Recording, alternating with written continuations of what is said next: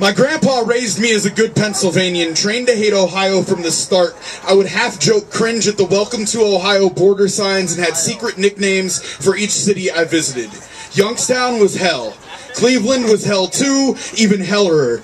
Dayton was, come on Dad, do we really have to go to Dayton again? It wasn't until I met a guy at a party who was actually from Dayton and professed my undying sympathies for the circumstances of his early life, and he asked me whatever happened to me in Ohio that made me hate the place so much that I realized I actually kind of had a sweet spot for it.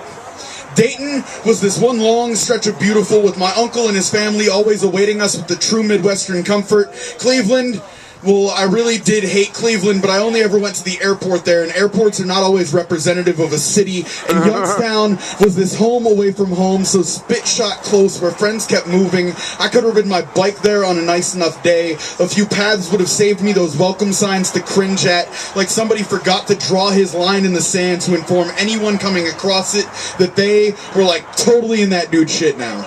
Like it mattered. When I flew out of the Cleveland airport, I would look out the window of the plane looking for the border, hoping it would be etched red as a map so my little under the influence of granddad Ohio-hating brain could know we were clear of that wretched airspace so fresh with its smell of trees and Aunt Linda's Buckeye cookies. Speaking of airplanes.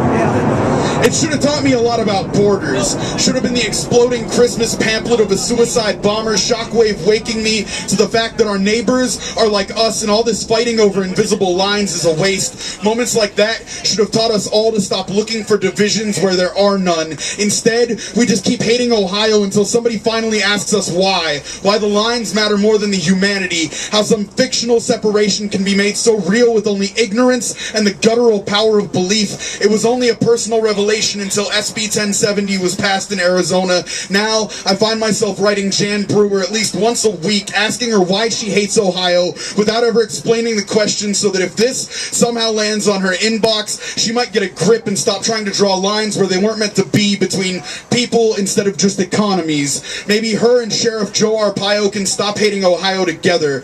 Maybe their whole damn legislature could drop pens and pretensions and actually care about our brothers on the other side of the invisible cage, instead of spending their ignorance to make fiction into fact, turning 2010 into 1950 and melanin back into a crime. Maybe they'll stop when they realize that much like the internment of the Japanese during World War II, public support does not make a genocide of voices acceptable. Maybe we can all stop drawing ourselves into corners, making neighbors into enemies when we're lost for those. Maybe we can stop feeling sorry for people because they're from Ohio, Kurdistan, Mexico, Palestine. Maybe we can realize these lines we keep drawing in the sand are so easily changed with a strong enough gust, and when those lines have blown away, we can stop looking at them and we can finally take a real look at us.